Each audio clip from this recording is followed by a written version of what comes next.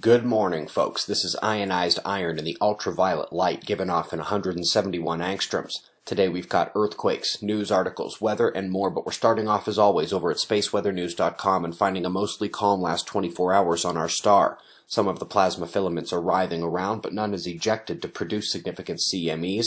The bright areas remain silent as two sunspot groups can't bring the solar flare X-rays up off the ground. In 304 angstroms of ionized helium, you can see the 3D structure of the filaments above and separate from the solar surface, one of the reasons they eject so easily. Solar wind continued to calm all day, and we are in total geomagnetic quiet conditions until the stream from this southern coronal hole arrives in about 2 days from now. Until then, it's all about the lithosphere, and the uptick began with a very odd seismic swarm at the North Pole, which got stronger as the day went on before stopping just mid-afternoon. This one hit above the 86th latitude.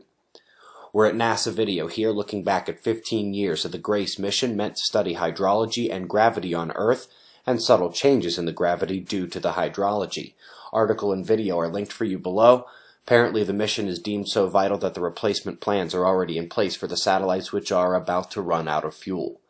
Scientists are taking a look at the megaplanet Kepler 13ab, so big it got 2 letters, I suppose.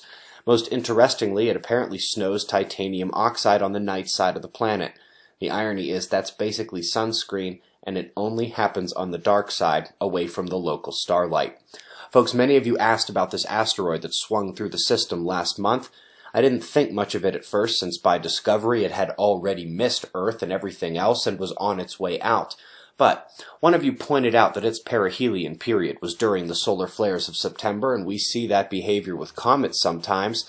And since this one is said to be an interstellar asteroid, that means we've got abnormal system chemistry and a charge-discharge potential higher than just about any comet that ever comes by the sun. Brilliant observing, those of you whose brain went there. Thank you all for your pre-orders of our kids' first book, ages 2 and up. They have arrived, and we will begin sending those out later this week. Yesterday's podcast was a ton of fun. Website members, this is one you need to go check out. We've got your wind maps and shots of our star to close. And we'll do this all again tomorrow, right here. But right now, it's 5:45 a.m. in the new Valley of the Sun.